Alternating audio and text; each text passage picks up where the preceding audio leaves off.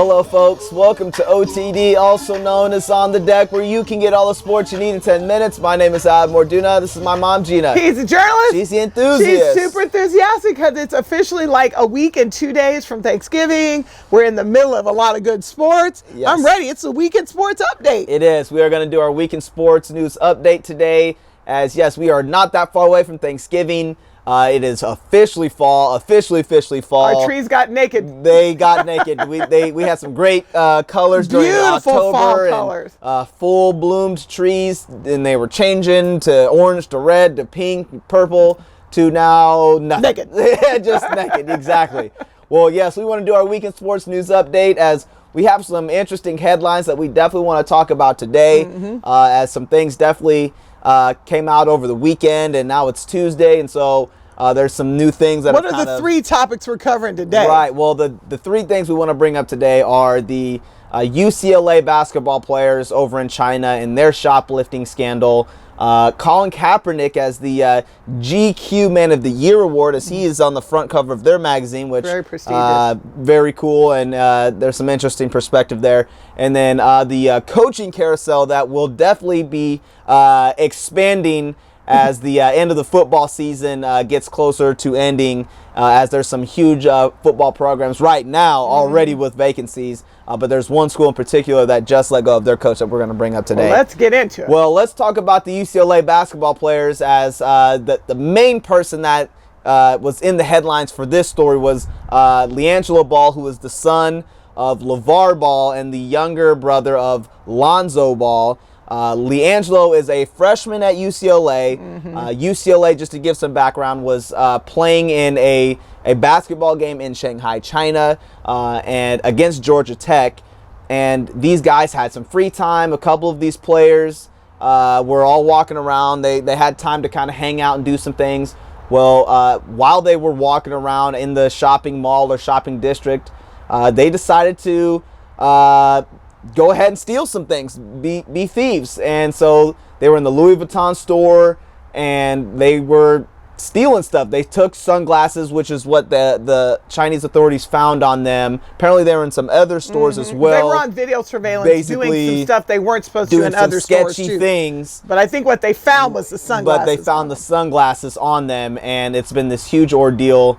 I know you've got a little bit more perspective on this. You kind of found out what else was kind of going on here. What are your thoughts on what took place? Well, I mean, I gave my thoughts last week. It was an absolute shame and an embarrassment. But Cody Riley and Jalen Hill were both with him. Right. And the three freshmen, basically the Chinese police come to the hotel when the teams are trying to prepare to leave. They were staying in the Hangzhou. Right, they were in the Hyatt in Hangzhou, China, and then they were all supposed to fly to Shanghai and do the game.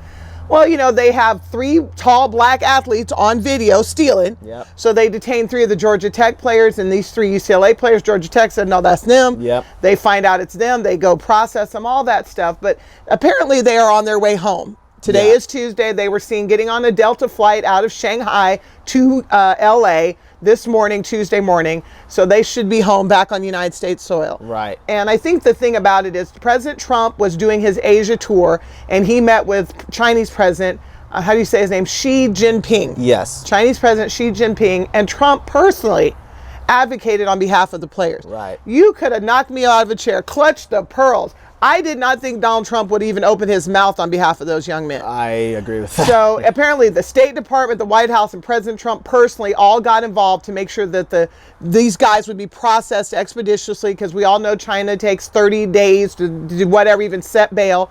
And apparently they had already reduced the charges and things like that. The one thing for Donald Trump is he's full-on American, so he's going to try to maybe, in this situation, do what he can do to try to make sure that his American, people can come back home. I have some thoughts on that too, and I don't like to get too political. I just think it would have been a huge black eye for him if he's over there, and I think he wants to throw his weight around more than he cares about these black athletes. Oh yeah. Listen, sure. I'm the American president. I know our guys broke your laws, but let them go with me. I think it was more about him doing that and I think than having compassion for three young African Americans stealing. I don't think it had anything to do with them being black. I think it was just for the fact that like you said, I'm America. President. Yeah, I'm America. So these are our guys. We're coming back with them. Well, I say they're going. They're going. Yeah, but let me say this: regardless of how or why it got done, the very fact that the President of the United States, the White House, and the State Department had to get these three knuckleheads something out of trouble for China to release these guys. Because if it was somebody else without the White House or President Trump, who knows what could have happened? Disappeared is what would have happened. But okay, so the question now is, what should happen? They're on their way home, Lord willing, that plane arrives safely in Los Angeles. What should happen next? If you're the commissioner of the Pac-12 or if you're the AD or coach at UCLA, what happens next? Well, personally, for me, I feel like they should be done for the rest of the year. This basketball season, I think they need to sit out. I think they should expel or suspend them for the year. If they, meaning the players, want to transfer and say, hey, we don't want to be sitting here at UCLA because it's just too much bad press for us while we're here, I think they should be granted their release and they can go on about their lives and move on to another school. But if I'm the athletic director for UCLA and I'm Steve Alford for the head coach for UCLA, these kids are done for the year. I'm shutting them down. I'm not letting them play. They're not playing in any basketball games for this college basketball season. What I could not agree with you anymore. Yeah. And if UCLA doesn't have the sense to do it, the Pac-12 needs to come in and smack some sanctions down on them. These kids have they have embarrassed themselves, their families, their team, their school, their conference, and their country. Right. You don't get to do all of that and then go play basketball. Right. Yeah. And I'm all about second chances. Sure. And I agree with you. That's why I'm not saying expel them from school. Sure. But what I'm saying, like what you're saying is, you don't get to play this year. If you're willing to do your penance, stay on the practice squad, go to class, or maybe you're not on the team at all. What happened to your boy at Oklahoma? Gosh, that football player. Yes. Can't pull the name. Doesn't matter.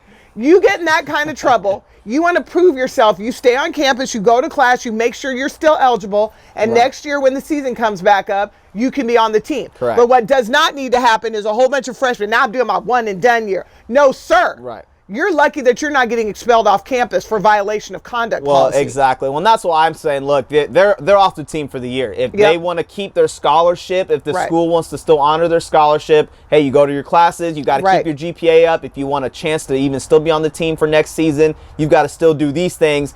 But they're expelled for the year. They're done. They're suspended. At least they're suspended for this whole basketball season. Right. I just think that beyond what happened in China, you don't get to just come back and then just be hunky-dory and now I'm just back on the team. Here we go, fellas. Because what lesson did that learn? Oh, you already have the issue with the Ball family where I've got Lamborghinis and Ferraris and I can steal whatever I want. I can take my ball and go home, all of that. But now you're going to say I can go and violate China's sovereignty, break their laws, get the president to get me out of trouble, and now I'm just going to go play basketball. Right. That's absolutely unacceptable. And if the players feel like they want to leave and go somewhere else, like I said, sometimes it's too much for these kids and they want to go somewhere else. If I'm cool, I'd cut them loose and say, you go. And good luck with another team picking you up. Good luck and go do whatever you got to do. Or maybe you just need to sit in timeout and figure out what you did wrong, get your life right, and come back next year. Yeah, I agree. I just definitely think it would be a bad look for them to just come back. And absolutely not. Well, speaking of getting your life right, Colin Kaepernick. Yeah, well, what are your thoughts on this Kaepernick situation?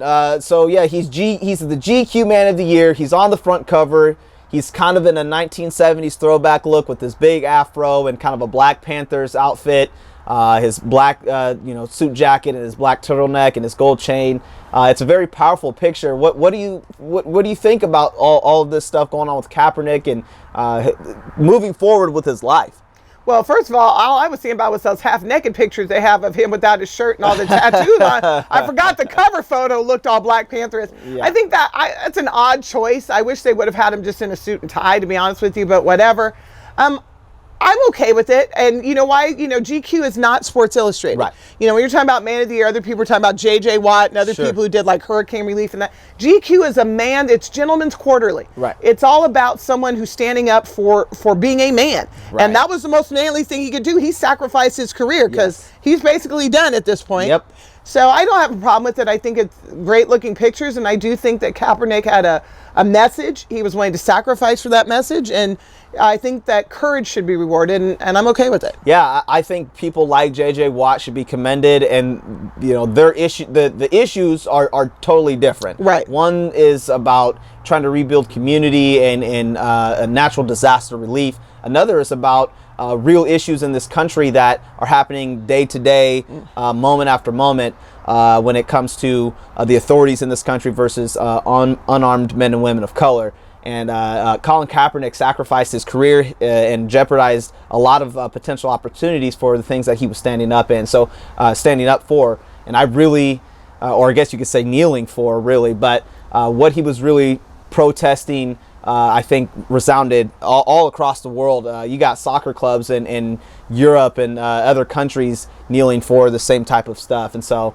I think it's a great award for him, and I'm glad that he's given this award. I think it's good. Well, I think he deserves that recognition. Yeah, definitely. There you go. I had a whole conversation with your grandpa about kneeling, but we'll move on to speaking of people getting recognized. These are people getting recognized for the wrong reason. For the wrong reason. Florida said, "Hey, Jim McElwain, there's the door." Who else just said that? Yeah, Tennessee let go of Butch Jones. They just had enough. He hadn't been winning. He's been there for 4 seasons, and they just felt like, let's just rip the Band-Aid off now and let's go ahead and move on. Missouri is trying to rebuild and put 50 points on them. Yes, exactly. It's not pretty acceptable. bad, and Mizzou is not in any shape to be. Well, they did the same thing to Florida. They did, exactly. Those two teams, you could definitely say, have a lot of history. There's no excuses for those teams to be on the bottom rungs of any conference or any rankings, but these are the 2 major football programs right now that are definitely saying, all right, we're moving on.